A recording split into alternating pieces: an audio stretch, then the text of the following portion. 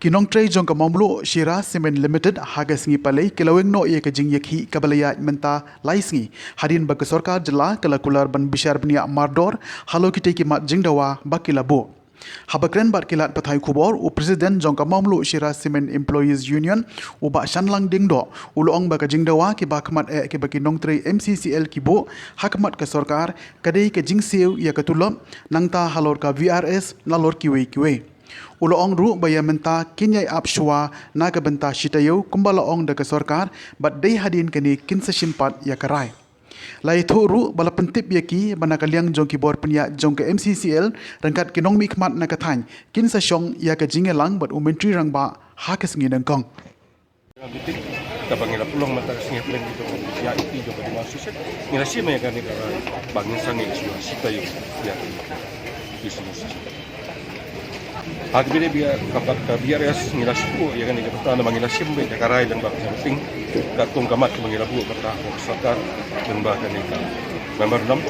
ti kai ka ba ngilong bu tamar ba for islam ko ni raja taïew kila pentrikam kemat ni sorkar bayak itu ki nongtrei ki balarim kiba jan ditaya sa kumbasis na maasnan na stem kat kum ka kitay ki joki aga serious na manam ti report ka company kala nang down and down ha pwede paksa jadi nakata daw sispasan forward ka sorkar ko kala kran ni kena kaliang kejongi ru kinong tay ki bamata aga ni ka por ka bamata ki dondu kinong tay sai ki balarim kiba na kring joki ki dondu ki balang mai ki dondu hala ka joki service kan dia ki joki ti kan iru ngibu akla joki bakit penting kam no Tumak.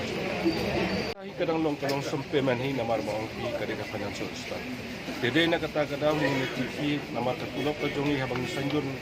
ni don nak kata kalunti ke ba om katum ka service rule jong ka company kadon la kejongi kan ikebentang atrai nak kalia ka departments ke ba fake kan kadon la kata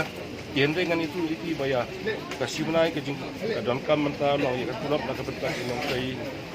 kala ban koi ya siklor tam.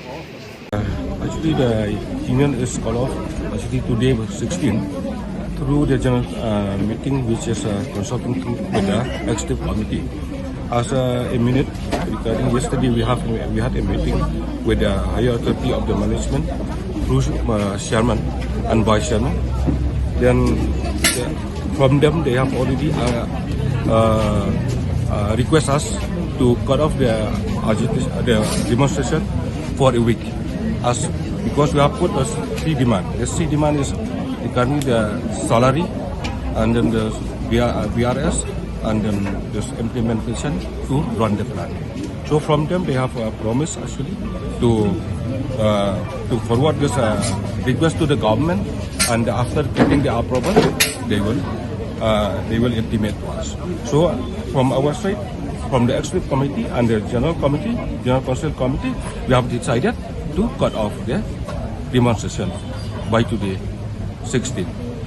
Actually, we have to be patient for a week. Then, after a week, then we will take this the decision through the executive committee along with the general committee of the union. No, actually, from the management side, through in the leadership of chairman, along with the local representative of Sora and Sheila, and then along with other authority from the management, they will had a meeting with the chief minister by Monday.